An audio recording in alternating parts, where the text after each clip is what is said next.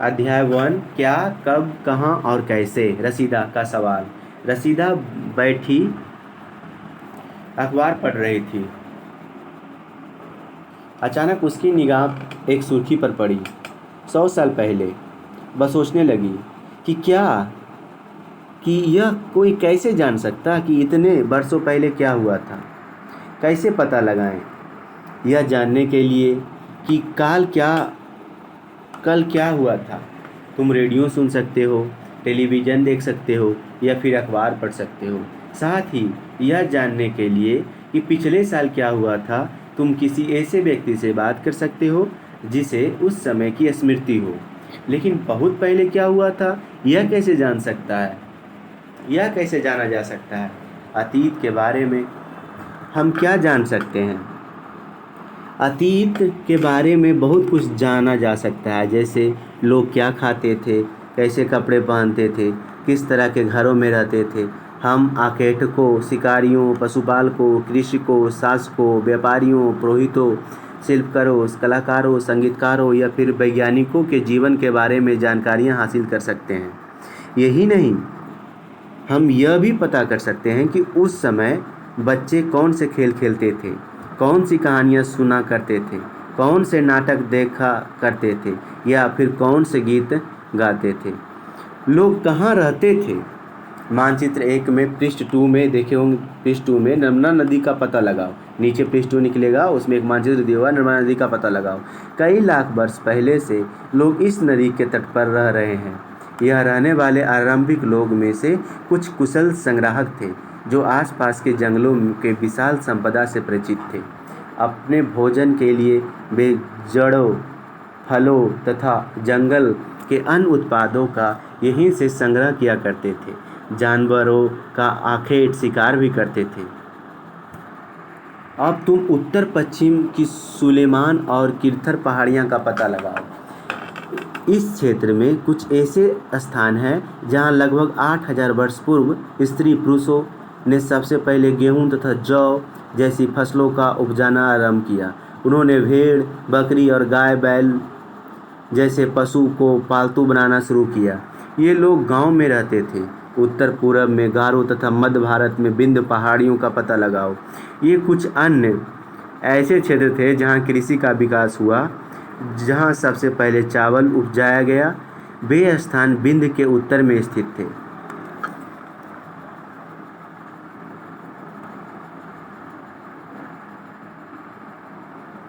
मानचित्र पर सिंधु नदी तथा इसकी सहायक नदियों का पता लगाने का प्रयास करो।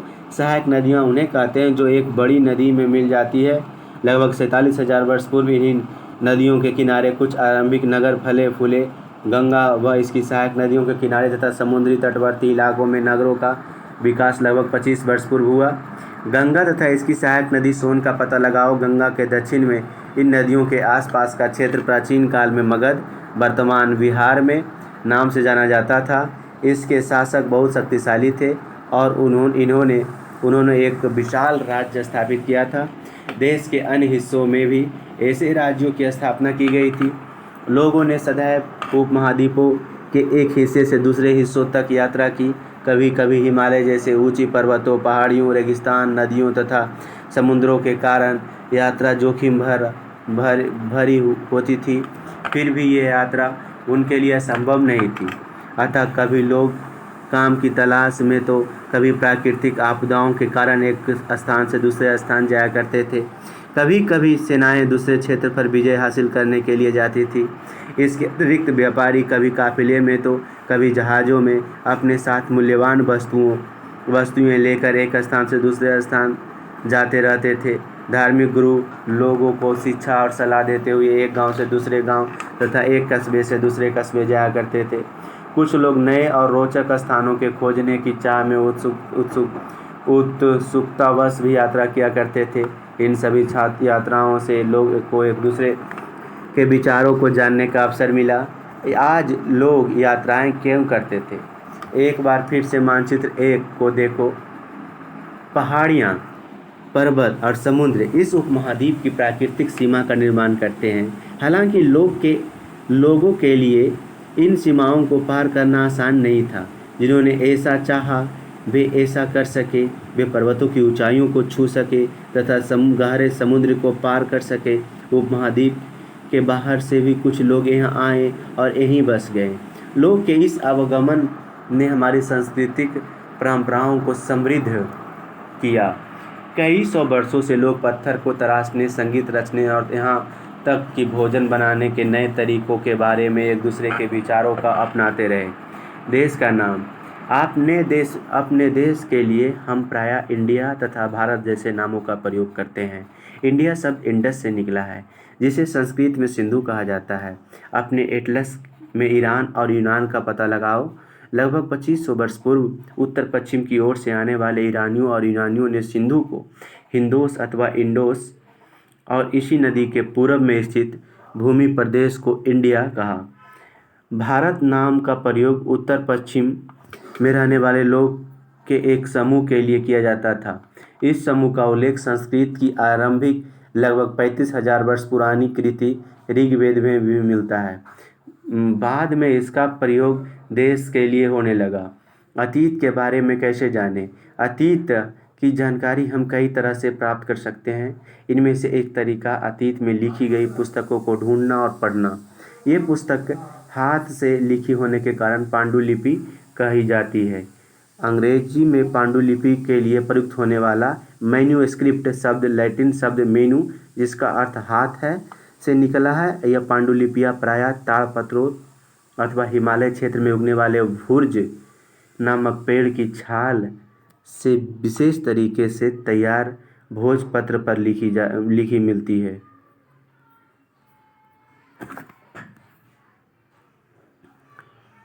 इतने वर्षों में इनमें से कई पांडुलिपियों को कीड़ों ने खा लिया तथा कुछ नष्ट कर दी गई। फिर भी इसे कई पांडुलिपियों आज भी उपलब्ध है। प्रायः ये पांडुलिपियों मंदिरों और विहारों में पर्याप्त होती है।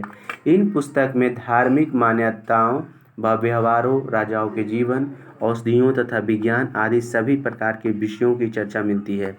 इनके अतिरिक्त हमारे यहाँ महाकाव्य, कविताएं तथा नाटक भी है।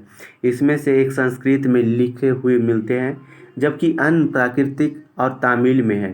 प्राकृत भाषा का प्रयोग आम लोग करते थे। हम अभिलेखों का भी अध्ययन कर सकते हैं। ऐसा लेख पत्थर अथवा धातु जैसी अपेक्षाकृत कठोर सतहों पर उत्कीर्ण किए गए मिलते हैं। कभी कभी शासक अथवा अन्य लोग अपने आदेशों को इस तरह का उत्कीर्ण करवाते थे ताकि लोग उन्हें देख सके, पढ़ सके तथा उनका पालन कर सके। कुछ अन्य प्रकार के अभिलेख भी मिलते हैं जिनमें राजाओं तथा रानियों सहित अन्य स्त्री पुरुषों ने भी अपने कार्यों का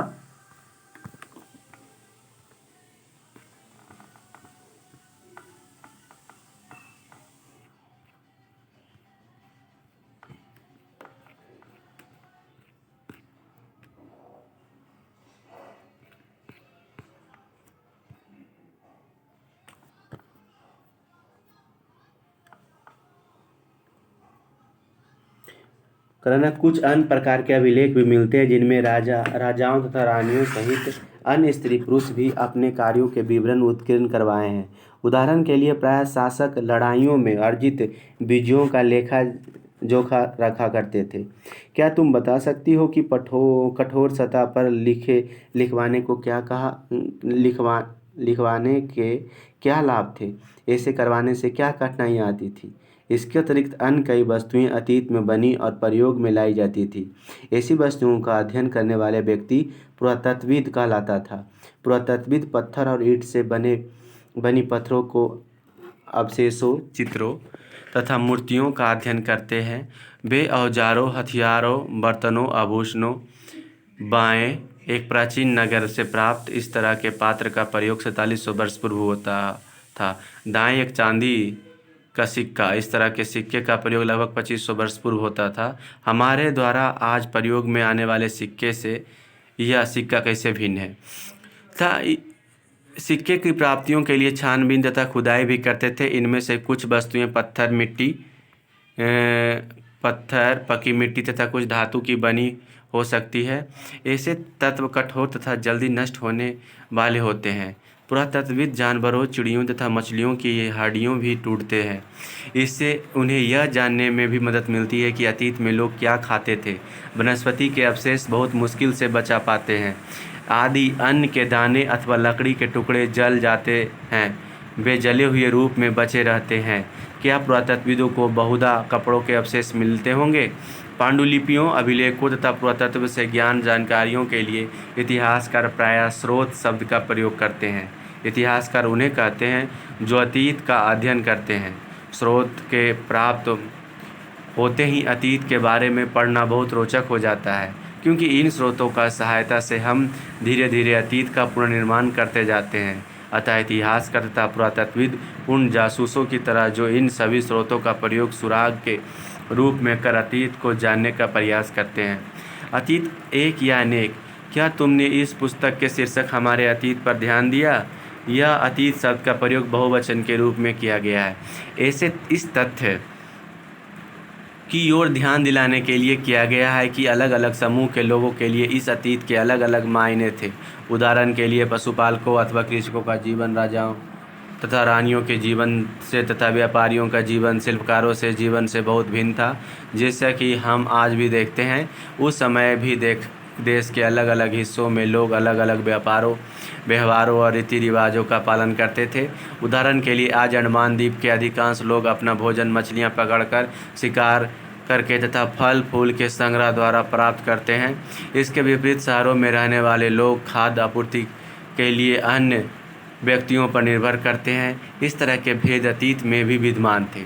इसके अतिरिक्त एक अन्य तरह का भेद उस समय शासक अपनी विजयों का लेखा जोखा रखते थे। यही कारण है कि हम उन शासकों तथा उनके द्वारा लड़ी जाने वाली लड़ाइयों के बारे में काफ़ी कुछ जानते हैं, जबकि शिकारी, मछुआरे, संग्राहक, कृषक तथा पशुपालक जैसे आम आदमी प्रायः अपने कार्यों का लेखा जोखा नहीं रखते थे। पुरातत्व की सहायता से हमें उनके जीवन को जानने में मदद मिलती है। हालांकि अभी भी इनके बारे में बहुत कुछ जानना शेष है। विद्यार्थियों का मतलब, अगर कोई तुमसे तिथि के विषय में पूछे तो तुम शायद उस दिन की तारीख, माह, वर्ष जैसे कि 2000 ईस्वी या इस तरह का कोई और वर्ष बताओगी। वर्ष की यह गणना ईसाई धर्म प्रवर्तक ईसा मसीह के जन्म की तिथि से की जाती है। अतः 2000 वर्ष कहने का तात्पर्य ईसा मसीह के जन्म के 2000 वर्ष के बाद से है। ईसा मसीह के जन्म के पूर्व की सभी तिथियों ईसा पूर्व, ईसा से पहले के रूप में जानी जाती है। इस पुस्तक में हम 2000 को अपना आरंभिक बिंदु मानते हुए वर्तमान से पूर्व की तिथियों का उल्लेख करेंगे। अंग्रेजी में BC, हिंदी में ईस्वी पूर्व का तात्पर्य बिफोर क्राइस्ट, ईसा पूर्व होता है। कभी कभी तुम तिथियों से पहले AD हिंदी में लिख पाती हो। यह एनो डोमिनी नामक 2 लैटिन शब्दों से बना है तथा इसका तात्पर्य ईसा मसीह के जन्म के वर्ष से है। कभी कभी AD की जगह CE तथा BC की जगह BCE का प्रयोग होता है। CE अक्षर का प्रयोग कॉमन ईरा तथा BCE का प्रयोग बिफोर कॉमन ईरा के लिए होता है। हम इन शब्दों का प्रयोग इसलिए करते हैं क्योंकि विश्व के अधिकांश देश में अब इस कैलेंडर का प्रयोग सामान्य हो गया। भारत में तिथियों का रूप का प्रयोग लगभग 200 वर्ष पूर्व आरंभ हुआ था। कभी कभी अंग्रेजी के BP अक्षर का प्रयोग होता है, जिनका तात्पर्य बिफोर प्रेजेंट, वर्तमान से पहले है। जैसा कि हमने पहले पढ़ा, अभिलेख कठोर सतह पर उत्कीर्ण करवाए जाते हैं। इनमें से कई अभिलेख कई सौ वर्ष पूर्व लिखे गए थे। सभी अभिलेखों में लिपियों और भाषाओं का प्रयोग हुआ है। समय के साथ साथ अभिलेखों में प्रयुक्त भाषाओं तथा लिपियों में बहुत बदलाव आ चुका है। विद्वान यह कैसे जान पाते हैं कि क्या लिखा था? इसका पता अज्ञात लिपि का अर्थ निकालने की एक प्रक्रिया द्वारा लगाया जा सकता है। इस प्रकार से अज्ञात लिपि को जानने की एक प्रसिद्ध कहानी उत्तर अफ्रीकी देश मिस्र से मिलती है। लगभग 5000 वर्ष पूर्व यह राजा रानी रहते थे। मिस्र के उत्तरी तट पर रोसट्टा नामक एक कस्बा, यहाँ से एक ऐसा उत्कीर्ण पत्थर मिला है जिस पर एक ही लेख 3 भिन्न भिन्न भाषाओं तथा लिपियों यूनानी तथा मिस्री लिपि के 2 प्रकार में है।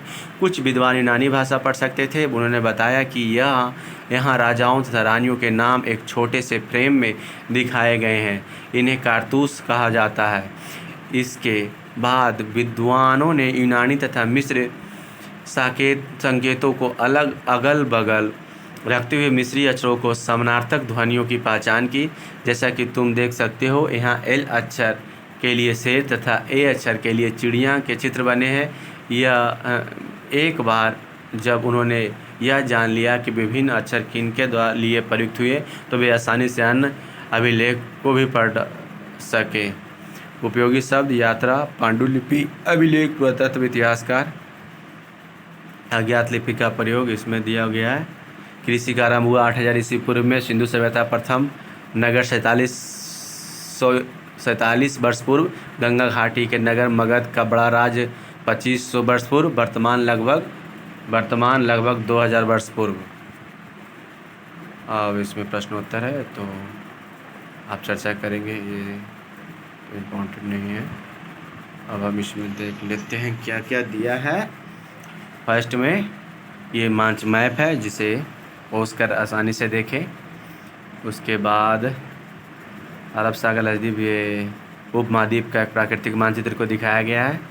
फिर इधर लिखा गया मानचित्र एशिया आधुनिक भारत, पाकिस्तान, बांग्लादेश, नेपाल, भूटान और श्रीलंका और अफगानिस्तान, ईरान, चीन तथा म्यांमार आदि पड़ोसी देशों को दर्शाता है। दक्षिण एशिया एक महाद्वीप से छोटा है, लेकिन विशालता तथा बाकी एशिया से समुद्री पहाड़ियों तथा पर्वतों से बटे होने के कारण इसे प्रायः उपमहाद्वीप कहा जाता है।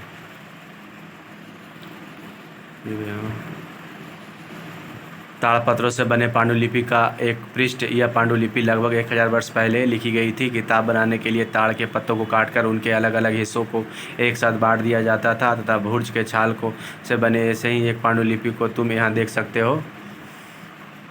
लगभग 25,000 वर्ष पुराना यह अभिलेख वर्तमान अफगानिस्तान के कंधार से प्राप्त हुआ है। यह अभिलेख अशोक नामक शासक के आदेश पर उत्कीर्ण करवाया गया था। इस शासक के विषय में तुम अध्याय 8 में पढ़ोगी। जब हम कुछ लिखते हैं तब हम किसी लिपि का प्रयोग करते हैं। लिपियां अक्षरों अथवा संकेतों से बने होती है। जब हम कुछ बोलते हैं अथवा पढ़ते हैं तब हम एक भाषा का प्रयोग करते हैं। यह अभिलेख इस क्षेत्र में प्रयुक्त होने वाली यूनानी तथा अरमेइक नामक 2 विभिन्न लिपियों तथा भाषाओं में है। अब ये बर्तन को दिखाया गया है। एक प्राचीन नगर से प्राप्त हुआ है। बाएं साइड जो बर्तन है, इस तरह के पात्रों का प्रयोग 47,000 वर्ष पूर्व होता था। दाएं एक पुराना चांदी का सिक्का है। इस तरह के सिक्के लगभग 25,000 वर्ष पूर्व होता था। हमारे द्वारा आज प्रयोग में आने वाले सिक्के से कैसे भिन्न है। अध्याय 1 खत्म होता है। अध्याय 2 आखेट खाद्य संग्रह से भोजन उत्पादन तक। चैप्टर का नाम है आखेट खाद्य संग्रह से भोजन उत्पादन तक। तुषार की रेल यात्रा। तुषार अपने एक रिश्तेदार की शादी से दिल्ली से चेन्नई जा रहा था। रेल में उसे खिड़की वाली सीट मिल गई, जहां से वह बाहर का नज़ारा देखने में मग्न हो गया। तेज़ दौड़ती गाड़ी से उसने देखा कि पेड़ पौधे, घर, खेत खलिहान बड़ी तेज़ी से पीछे की ओर छूटते चले जा रहे थे। तभी उसके चाचा ने उसके कंधे पर हाथ रखकर कहा, पता है, लोग ने मात्र 150 साल पहले रेल से यात्रा करना शुरू की थी। बस तो इसके कुछ दशक बाद आई। तुषार सोचने लगा, जब लोग के पास आने जाने के लिए तेज़ रफ्तार वाली सवारियां नहीं होती थी तो क्या वे यात्रा नहीं करते थे? क्या वे अपनी सारी ज़िंदगी एक ही जगह पर बिता दिया करते थे? नहीं, ऐसी बात नहीं थी। आरंभिक मानव आखिर वे इधर उधर क्यों घूमते थे? हम उन लोगों के बारे में जानते हैं जो इस उपमहाद्वीप से 20 लाख साल पहले रहा करते थे। आज हम उन्हें आखेटक खाद्य संग्रह के नाम से जानते हैं। भोजन का इंतजाम करने की विधि के आधार पर इन्हें इस नाम से पुकारा जाता है। आमतौर पर खाने के लिए जंगली जानवर का शिकार करते थे, मछलियों और चिड़ियाँ पकड़ते थे, फल मूल, दाने, पौधे, पत्तियाँ, अंडे इकट्ठा किया करते थे। आखेटक खाद्य संग्राहक समुदाय के लोग एक जगह से दूसरी जगह पर घूमते रहते थे। ऐसे करने से कई कारण थे। पहला कारण यह कि अगर वे एक ही जगह पर ज़्यादा दिनों तक रहते तो आसपास के पौधे, फलों और जानवरों को खाकर समाप्त कर देते थे। इसीलिए और भोजन की तलाश में उन्हें दूसरी जगह पर जाना पड़ता था। दूसरा कारण यह है कि जानवर अपने शिकार के लिए या फिर हिरन और मवेशी अपना चारा ढूंढने के लिए एक जगह से दूसरी जगह जाया करते थे। इसलिए इन जानवरों का शिकार करने वाले लोग भी इनके पीछे पीछे जाया करते होंगे। तीसरी कारण यह है कि पेड़ और पौधे में फल फूल अलग अलग मौसम में आते, इसीलिए लोग इनकी तलाश में उपयुक्त मौसम के अनुसार अन्य इलाकों में घूमते होंगे।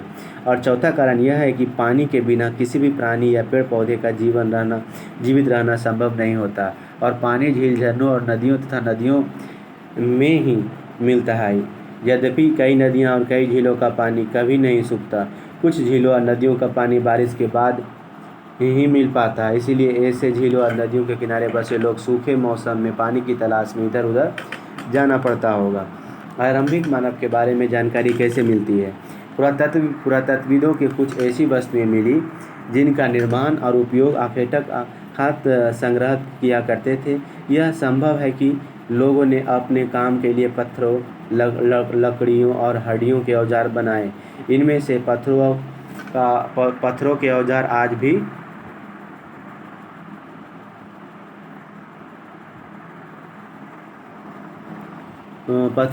आज भी बचे हैं। इनमें से कुछ औजारों का उपयोग फल फूल काटने, हड्डियों और मांस काटने तथा पेड़ों की छाल और जानवरों की खाल को उतारने के लिए किया जाता था। कुछ के साथ ही हड्डियों या लकड़ियों के मुट्ठे लगाकर भाले और बाण जैसे हथियार बनाए जाते थे। कुछ औजार से लकड़ियाँ काटी जाती थी। लकड़ियों का उपयोग ईंधन के साथ साथ झोपड़ियों और औजार बनाने के लिए भी किया जाता था।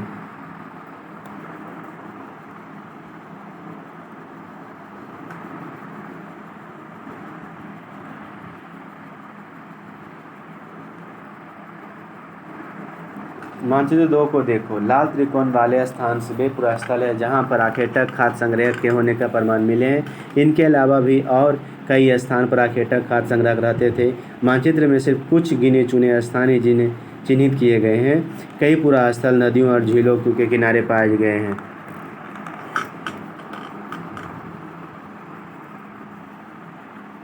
क्योंकि पत्थर के उपकरण बहुत महत्वपूर्ण थे, इसलिए लोग ऐसी जगह ढूंढते रहते थे जहां अच्छे पत्थर मिल सके। शैल चित्र इनमें हमें क्या पता चलता? एक शैल चित्र, इन चित्र के बारे में बताओ जिन्हें गुफा में लोग रहते थे। उनमें से कुछ की दीवारों पर चित्र मिले हैं। इनमें से कुछ सुंदर उदाहरण मध्य प्रदेश और दक्षिण उत्तर प्रदेश के गुफाओं से मिले चित्र हैं। इनमें जंगली जानवरों को बड़ी कुशलता से सजीव चित्रण किया गया है। पुरास्थल उस स्थान को कहते हैं जहाँ औजार, बर्तन और इमारतें जैसी वस्तुओं के अवशेष मिलते हैं। ऐसी वस्तुओं को निर्माण लोगों ने अपने काम के लिए किया था और बाद में भी उन्हें वहीं छोड़े गए। ये ज़मीन के ऊपर, अंदर, कभी कभी समुद्र और नदी के तल में भी पाए जाते हैं। इन पुरास्थलों के बारे में आपको अगले अध्याय में बताया जाएगा। मानचित्र 2 की खोज। मानचित्र 2 में कुरनूल गुफा ढूंढो। यहाँ राख के अवशेष मिले हैं। इसका मतलब यह है कि आरंभिक लोग आग जलाना सीख गए थे। आग का इस्तेमाल कई कार्यों के लिए किया गया होगा, जैसे कि प्रकाश के लिए, मांस भूनने के लिए, खतरनाक जानवरों से दूर आदि भागने के लिए। आज हम आग का उपयोग किस लिए करते? नाम तथा तिथियाँ। हम जिस काल के बारे में पढ़ रहे हैं, पुरातत्वविदों ने उनके बड़े बड़े नाम रखे हैं। आरंभिक काल में को वे पुरापाषाण काल कहते हैं। यहाँ 2 शब्द पुरा यानी प्राचीन और पाषाण यानी पत्थर से बना है। यह नाम पुरास्थल से प्राप्त पत्थरों के औजारों के महत्व को बताता है। पुरापाषाण काल 20 लाख साल पहले से 12,000 साल पहले के दौरान माना जाता है। इस काल को भी 3 भागों में विभाजित किया गया: आरंभिक, मध्य एवं उत्तर पुरापाषाण युग। मानव इतिहास के लगभग 99% कहानी इसी काल के दौरान घटित हुई। जिस काल में हमें पर्यावरणीय बदलाव मिलते हैं उसे मेसोलिथ यानी मध्य पाषाण युग कहते हैं। इसका समय लगभग 12,000 साल पहले से लेकर 10,000 साल पहले तक माना गया। इस काल के पाषाण औजार आमतौर पर बहुत छोटे होते थे। इन्हें माइक्रोलिथ यानी लघु पाषाण कहा जाता है। प्रायः इन औजारों में हड्डियों या लकड़ियों के मुट्ठे लगे हंसिया और आरी जैसे औजार मिलते थे। साथ साथ पुरापाषाण युग वाले औजार भी इस दौरान बनाए जाते रहे। अगले युग की शुरुआत लगभग 10,000 साल पहले से होती है। इसे नवपाषाण युग कहा जाता है। नवपाषाण का मतलब होगा हमने कुछ स्थानों के नाम दिए हैं।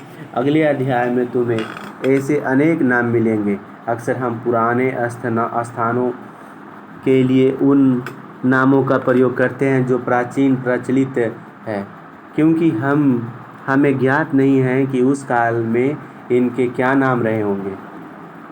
बदलती जलवायु। लगभग 12,000 साल पहले दुनिया की जलवायु में बड़े बदलाव आए और गर्मी बढ़ने लगी। इस परिणाम स्वरूप कई क्षेत्रों में घास वाले मैदान बनने लगे। इससे हिरन, बारहसिंगा, भेड़, बकरी और गाय जैसे उन जानवरों की संख्या बढ़ी जो घास खाकर जिंदा रह सकते हैं। जो लोग इन जानवरों का शिकार करते थे वे भी इनके पीछे आए और इनके खाने पीने की आदतों और प्रजनन के समय की जानकारी हासिल करने लगे। हो सकता है कि तब लोग इन जानवरों को पकड़कर अपनी ज़रूरत के अनुसार पालने की बात सोचने लगे। साथ ही इस काल में मछली भी भोजन का महत्वपूर्ण स्रोत बन गई। खेती और पशुपालन का शुरुआत। इस दौरान महाद्वीप के भिन्न भिन्न इलाकों में गेहूं, जौ और धान जैसे अनाज प्राकृतिक रूप से उगने लगे। शायद महिलाओं, पुरुषों और बच्चों ने इन अनाजों का भोजन के लिए बटोरना शुरू कर दिया होगा। साथ ही वे यह भी सीखने लगे होंगे कि यह अनाज कहाँ उगते थे और कब पककर तैयार होते थे। ऐसे करते करते लोग ने इन अनाजों को खुद पैदा करना सीख लिया होगा। इस प्रकार धीरे धीरे वे कृषक बन गए होंगे। इस तरह लोग ने अपने घरों के आसपास चारा रखकर जानवरों को आकर्षित कर उन्हें पालतू बनाया होगा। सबसे पहले जिस जंगली जानवर को पालतू बनाया गया वह कुत्ते का जंगली पूर्वज था। धीरे धीरे लोग भेड़, बकरी, गाय और सूअर जैसे जानवरों को अपने घरों के नज़दीक आने को उत्साहित करने लगे। ऐसे जानवर झुंड में रहते थे और ज़्यादातर घास खाते थे। अक्सर लोग अन्य जंगली जानवरों के आक्रमण से इनकी सुरक्षा किया करते थे और इस तरह धीरे धीरे पशुपालक बन गए होंगे। क्या तुम बता सकती हो कि सबसे पहले कुत्ते को पालतू क्यों बनाया गया? लोग द्वारा पौधे उगाने और जानवरों को देखभाल करने को बसने की प्रक्रिया का नाम दिया गया। अपनाए गए ये पौधे तथा जानवर अक्सर जंगली पौधे तथा जानवरों से भिन्न होते हैं। इसकी वजह यहाँ की बसने की प्रक्रिया की दिशा में अपनाया गया। पौधे या जानवरों का लोग चयन करते हैं। उदाहरण के तौर पर लोग उन्हीं पौधे तथा जानवरों का चयन करते हैं जिनके बीमार होने की संभावना कम हो। यही नहीं, लोग उन्हीं पौधे को चुनते हैं जिनसे बड़े दाने वाले अनाज पैदा होते हैं, साथ ही जिनकी मजबूत डंठल अनाज के पके दाने के भार को संभाल सके। ऐसे पौधे के बीज को संभाल कर रखा जाता है ताकि फिर से उगने के लिए उनके गुण सुरक्षित रह सके। उन्हीं जानवरों को आगे प्रजनन के लिए चुना जाता है जो आमतौर पर अहिंसक होते हैं। इसीलिए हम देखते हैं कि पाले गए जानवर तथा कृषि के लिए अपनाए गए पौधे जंगली जानवरों तथा पौधों से धीरे धीरे भिन्न हो गए।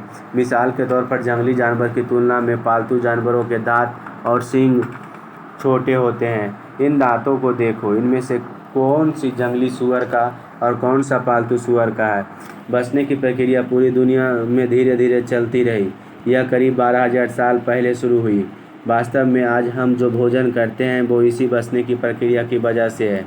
कृषि के लिए अपनाई गई सबसे प्राचीन फसलों में गेहूँ तथा जौ आते हैं।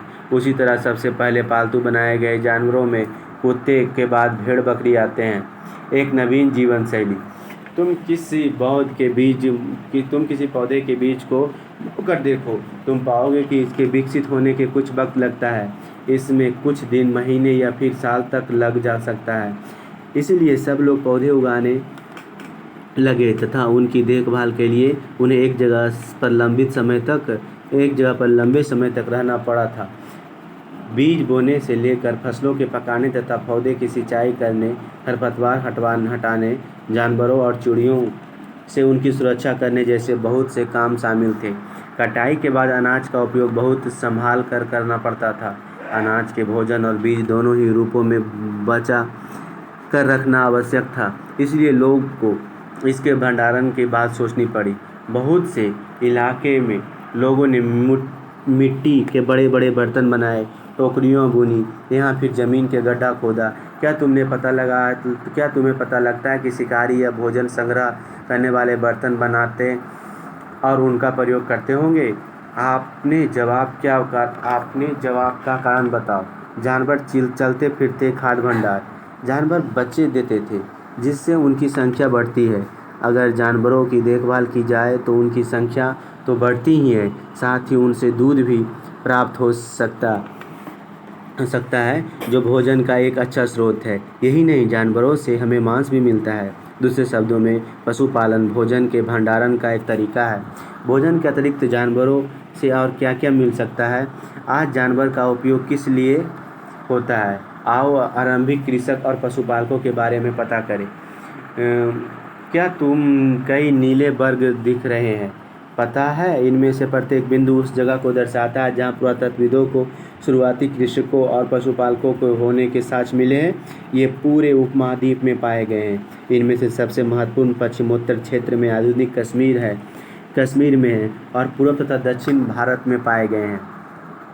वास्तव में ये निर्दिष्ट स्थान कृषकों और पशुपालकों की बस्तियाँ थीं। यहाँ नहीं या नहीं, इससे बचने के लिए वैज्ञानिक खुदाई में मिले पौधे और पशुओं की हड्डियों के नमूनों का अध्ययन करते हैं। इनमें से सबसे रोचक जले हुए अनाज के दाने के अवशेष हैं। ऐसा लगता है कि ये गलती से या फिर जानबूझकर जलाए गए होंगे। वैज्ञानिक ने इन अनाज के दानों का पहचान कर सकते हैं। इस तरह हमें पता चलता है कि इस उपमहाद्वीप के विभिन्न भागों में बहुत सारी फसलें उगाई जाती रही होगी। वैज्ञानिक विभिन्न जानवरों की हड्डियों का भी पहचान कर सकते हैं। अस्थायी जीवन की ओर पुरातत्वविदों के कुछ पुरास्थलों पर झोपड़ियां और घरों के निशान मिले हैं, जैसे कि ब्रुज होम। वर्तमान कश्मीर के लोग गड्ढे के नीचे घर बनाते थे, जिन्हें गर्तबास कहा जाता है। इनमें उतरने के लिए सीढ़ियां होती थी। इससे उन्हें ठंड के मौसम में सुरक्षा मिलती होगी। पुरातत्वविदों को झोपड़ियों के अंदर और बाहर दोनों ही स्थान पर आग जलाने की जगह मिली है। ऐसा लगता है कि लोग मौसम के अनुसार घर के अंदर या बाहर खाना पकाते होंगे। एक गर्तबास का चित्र बनाओ। बहुत सारी जगहों से पत्थर के औजार भी मिले हैं। इनमें से कई ऐसे हैं जो पूरा पाषाण युगीन उपकरणों से भिन्न हैं, इसलिए इन्हें नवपाषाण युग का माना गया है। इनमें से वे औजार भी हैं जिनकी धार को और अधिक पैना करने के लिए उन पर पॉलिश चढ़ाई जाती थी। ओखली और मूसल का प्रयोग अनाज तथा वनस्पतियों से प्राप्त अन्य चीज़ों को पीसने के लिए किया जाता था। आज 1000 साल बाद भी ओखली और मूसल का प्रयोग अनाज पीसने के लिए किया जाता है। उसी तरह प्राचीन प्रस्तर युगीन औजारों का निर्माण और प्रयोग लगातार होता रहा। कुछ औजार हड्डियों से भी बनाए जाते थे। नवपाषाण युग के पुरास्थल से कई प्रकार के मिट्टी के बर्तन मिले हैं। कभी कभी इन पर अलंकरण भी किया जाता था। बर्तनों का उपयोग चीज़ों को रखने के लिए किया जाता था। धीरे धीरे लोग बर्तन का प्रयोग खाना बनाने के लिए भी करने लगे। चावल, गेहूँ तथा अनाज जैसे अनाज जब आहार का महत्वपूर्ण हिस्सा बन गए, इसके साथ साथ अब लोग कपड़े भी बुनने लगे। इसके लिए कपास जैसे आवश्यक पौधे उगाए जा सकते थे। क्या ये परिवर्तन हर जगह एक साथ ही आ गए होंगे? ऐसी बात नहीं है। एक तरफ जहाँ कई जगहों पर स्त्री पुरुष शिकार और भोजन संग्रह करने का काम कर रहे थे, वहीं अन्य लोगों ने 1000 सालों के दरम्यान धीरे धीरे खेती और पशुपालन का अपना लिया। बहुत जगह लोग मौसम के मुताबिक बदल कर अपनी जीविका चलाया करते थे। सूक्ष्म निरीक्षण। मेहरगढ़ की जीवन मृत्यु। मेहरगढ़ डोडो यह ईरान जाने वाले सबसे महत्वपूर्ण रास्ते बोलन दर्रे के पास एक हरा भरा समतल स्थान है। मेहरगढ़ संभवतः वह स्थान है जहाँ के स्त्री पुरुषों ने इस इलाके में सबसे पहले जौ गेहूँ उगाना और भेड़ बकरी पालना सीखा। यहाँ विभिन्न प्रकार के जानवरों की हड्डियाँ मिली। इनमें हिरन तथा सूअर जैसे जंगली जानवर तथा भेड़ और बकरियों की हड्डियाँ। मेहरगढ़ में इसके अलावा चौकोर तथा आयताकार घरों के अवशेष भी मिले। प्रत्येक घर में 4 या उससे ज़्यादा कमरे हैं, जिनमें से कुछ संभवतः भंडारण के काम आते होंगे। मृत्यु के बाद सामान्यतः मृतक के सगे संबंधी उसके प्रति सम्मान जताते हैं। लोग की अवस्था है कि मृत्यु के बाद भी जीवन होता है, इसलिए कब्रों में मृतक के साथ कुछ सामान भी रखे जाते थे। मेहरगढ़ में ऐसी कई कब्रें मिली है। एक मृतक के साथ एक बकरी को भी दफनाया गया। संभवतः इसे परलोक में मृतक के खाने के लिए रखा गया होगा। मेहरगढ़ की कब्र का चित्र। क्या तुम बकरी के कंकाल को पहचान सकते हो?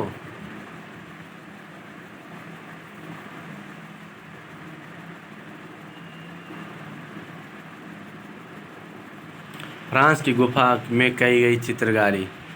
आपने एटलस में फ्रांस ढूंढो। यहाँ चित्र फ्रांस के एक गुफा का है। इस पूरा स्थल की खोज लगभग 100 साल पहले 4 स्कूली छात्रों ने की थी। इस तरह के चित्र लगभग 20,000 साल पहले से लेकर 10,000 साल पहले के बीच बनाए गए।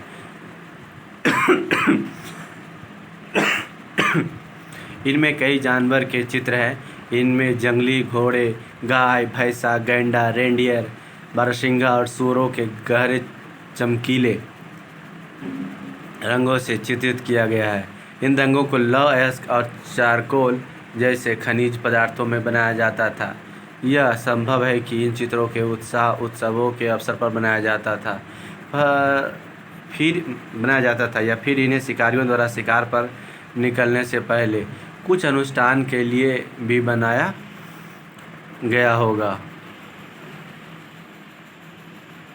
एक नापाषाणिक पुरास्थल एटलस में तुर्की ढूंढो। नापाषाण युग के सबसे प्रसिद्ध पुरास्थल में एक चाताल युग तुर्की में है।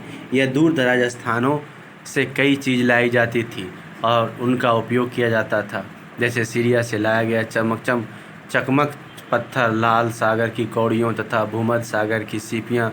ध्यान रहे, उस समय तक पहिए वाले वाहन का विकास नहीं हुआ था। लोग सामान खुद या जानवरों की पीठ पर लाद कर ले जाया करते थे। बताओ, कौड़ियों तथा सीपियों का क्या उपयोग होता होगा? कल्पना करो, तुम आज से 12,000 साल पहले पत्थर की एक गुफा में रह रहे हो। पृष्ठ 14 पर देखो, तुमने मामा की गुफा की एक भीतरी दीवार पर चित्र बना रहे हैं और तुम उनकी सहायता करने चाहते हो। तुम रंग बनाओ। ये सब ऐसे ही हैं। इंपॉर्टेंस नहीं। उपयोगी शब्द: आखेटक, खाद्य संग्रहक, पुरास्थल, उद्योग स्थल, आवासीय स्थल, पुरापाषाण, मध्यपाषाण, लघुपाषाण, कृषक, पशुपालक, नवपाषाण युग, कब्र। और इम्पोर्टेंट क्या है? ये चित्र दिया हुआ है फ्रांस का। फिर मानव के साथ बकरियाँ। फिर मेहरगढ़ का घर का चित्र है। घर का डिजाइन किया गया। मेहरगढ़ के घर शायद ऐसे दिखते हो। तुम जिस घर में रहते हो साथ इस घर की समानता है। यह है। क्या तुम कल्पना कर सकती हो कि इस पात्र में क्या रखा होगा? नापाषाण युग के कुछ उपकरण। ये उपकरण है जो कि पत्थर के बने हुए हैं।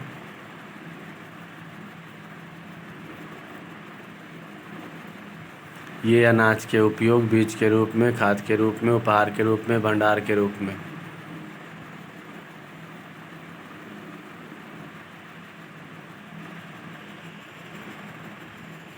ये शैल चित्र, भारत का मैप। चैप्टर 2 समाप्त होता है।